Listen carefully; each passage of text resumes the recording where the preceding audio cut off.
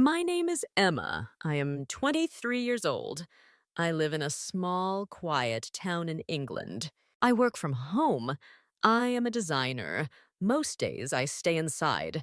I draw, I read, I drink tea. Sometimes I go for a short walk near my house. My life is calm, but also a little boring. I do the same things every day. One afternoon, something changes. It is raining outside. I sit on my couch and watch a travel video on my phone. The video is about a city called Dubai. The buildings in the video are very tall. They shine in the sun. The streets are clean. There's a big desert and blue water. People smile and walk around. The music in the video is fun. I feel something special in my heart. I say to myself, wow, this place is beautiful. I pause the video. I take a deep breath. My heart feels excited. I say, maybe I can go there. Maybe I can see Dubai with my own eyes. It is a big dream. I have never been to the Middle East. I feel a little scared, but also happy. I want something new. I want to go somewhere far. I want to learn something new about the world. That night, I look at pictures of Dubai. I search for flights. I read blogs from travelers. I imagine myself walking in the desert. I imagine drinking cold juice in the sun. I imagine sitting in a quiet hotel room, drawing the city I see. It feels like a dream, but also like a plan. I smile. The next morning, I talk to my parents. I say, I want to go to Dubai. My mom looks at me and smiles. She says, that sounds exciting. My dad says, you should go. You are young. You should explore. I feel warm inside. Their words give me strength. I start to plan my trip. I choose a hotel in the city. I buy a plane ticket. I write a list in my notebook. I pack my passport, clothes, sunglasses, a book, and my camera. I pack my favorite pen and a small sketch pad. I want to draw my feelings during the trip. This time, I do something new. I learn a few Arabic words. One of them is shukran. It means thank you. I also write down helpful travel phrases in a notebook. I want to be kind. I want to show respect to the people I meet. The day of my trip comes. I wake up early. I feel nervous, but also proud. My suitcase is ready. I wear comfortable clothes. My parents drive me to the airport. We say goodbye. My mom gives me a big hug. My dad says, take care. I walk into the airport. I feel small. Everything is big and busy. But I take a deep breath. I smile. I check in. I go through security. I wait at the gate. I sit near the window. I look at the other travelers. Some are alone like me. Some are with family. Everyone has a story. I feel like I am starting my own. When I get on the plane, I find my seat. I sit near the window. I put on my seatbelt. I close my eyes for a moment. The plane moves. Then it goes up into the sky. I look out the window. The clouds look like soft pillows. The sun is bright. I feel light. I feel free.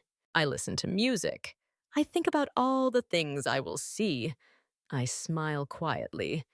This is the beginning of something new, something big, something beautiful. I don't know everything that will happen, but I know this. I am ready. I am open. I am brave. And so, my journey to Dubai begins. The plane lands in Dubai. I hear a calm voice say, welcome to Dubai. I smile. I feel excited. I stand up, take my bag, and walk out of the plane. The airport is big, clean, and bright. There are many people. Many signs and many languages. I follow the signs to passport control. A kind officer takes my passport. He looks at me and smiles. He stamps my passport and says, "Welcome." I say, "Shukran." That is the first Arabic word I use on my trip. I feel proud. I walk to the baggage area and find my suitcase. Then I go outside to find a taxi. It is hot, but not too hot. The taxi driver smiles and says, "Welcome to Dubai." He helps me with my bag. We drive through the city. I look out the window. The buildings are tall and shiny. There are palm trees, big roads, and lights everywhere. Everything looks new and beautiful. We arrive at my hotel. It is tall and modern. The man at the front desk gives me my room key. I go to the elevator and press the button for the 10th floor. My room is nice. It has a big bed, a desk, and a large window. I open the curtains and look outside. The view is amazing. I see the lights of the city. I feel small but lucky. I sit on the bed and rest. Later, I take a shower and fall asleep. The next morning, I wake up early. I eat breakfast in the hotel. I have eggs, toast, fruit, and coffee. Then I leave to visit the Burj Khalifa. It is the tallest building in the world. When I stand at the bottom, I look up. It touches the sky. I take the elevator to the top. It moves very fast. When I get out, I walk to the big windows. I look out and see the whole city. The buildings look tiny. The desert is on one side. The sea is on the other side. Everything looks peaceful. I write one short sentence in my notebook. This moment is mine. Later, I walk to Dubai Mall. It is not just a mall. It is like a small city inside a big building. There are many shops, restaurants, and even a waterfall. Inside the mall, I find an aquarium. I see fish, turtles, and sharks. The water is clear. I take many photos. At lunchtime, I meet a family from the Philippines. They are friendly and smile a lot. We talk. They invite me to eat with them. We sit at a small table. I try chicken shawarma with salad and hummus. It tastes delicious. I drink cold lemon mint juice. It is fresh and sweet. I feel happy to share food and talk with new people.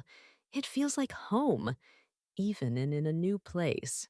In the afternoon, I go to the spice market. The streets are narrow and full of color. There are many smells in the air, sweet, warm, and strong. I see cinnamon, cardamom, and dried lemons. I stop at one shop to look at earrings, but when I turn around, I don't know where I am. I feel a little scared. I am lost. A small boy selling tea sees me. He walks over and says, "Are you okay?" I say, "I am lost." He smiles and says, "Come with me." He takes me to the taxi area. I say thank you and give him a small picture I drew of a camel. He looks surprised and happy. When I return to the hotel, I sit by the pool. The sky is dark. The moon is bright. I look at the stars and think about my day. I met kind people. I tried new food. I saw the city from the tallest place in the world. I got lost, but I found help. I feel lucky. I feel thankful. I feel brave. I write in my notebook before bed. Today was full of wonder. I smile and close my eyes. I know that tomorrow will be another beautiful day. On my 5th day in Dubai, I join a desert safari. A big jeep comes to pick me up. We drive out of the city and into the desert. The road ends, and the sand begins. The sun is hot, and the sky is blue. The Jeep moves fast over the sand dunes. We go up and down. I laugh and hold my seat. It feels like a roller coaster. We stop at a quiet place. I see a camel. It is tall and calm. I ride the camel for a short time. It walks slowly. The desert is quiet. I look around. There's sand everywhere. No buildings, no people. Just the wind and the sky. It feels peaceful. I take a photo of the sunset. The sky turns orange and red. It is so beautiful that I want to cry. At night, we arrive at a desert camp. There are lights, music, and people from many countries. I sit on a pillow and eat dinner. There's rice, meat, bread, and sweet dates. A woman dances with fire. People clap. I feel warm and happy. I talk to a woman from Italy and a man from Brazil. We share stories and laugh together. Even if we speak different languages, we understand each other. The next evening, I go to Dubai Marina. I sit beside the water. The buildings shine. The lights reflect on the sea. It is quiet, but alive. I take out my notebook. I write a letter to myself. Dear Emma, you are brave. You said yes to a big dream. You left home. You met kind people. You saw new places. You learned new words. You laughed. You listened. You grew. Keep this feeling forever. Love, Emma. The next morning, I eat at a small restaurant. The chef is a man from Lebanon. He smiles and brings me grilled fish, hummus, and flatbread. The food is full of flavor. We talk.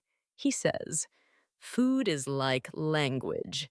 It connects people. I remember his words. I will write them in my notebook. On my last day, I walk around the city. I visit the places I love one more time. I go back to the shop in the spice market. I buy some cinnamon and a small box of tea. I return to the beach and take off my shoes.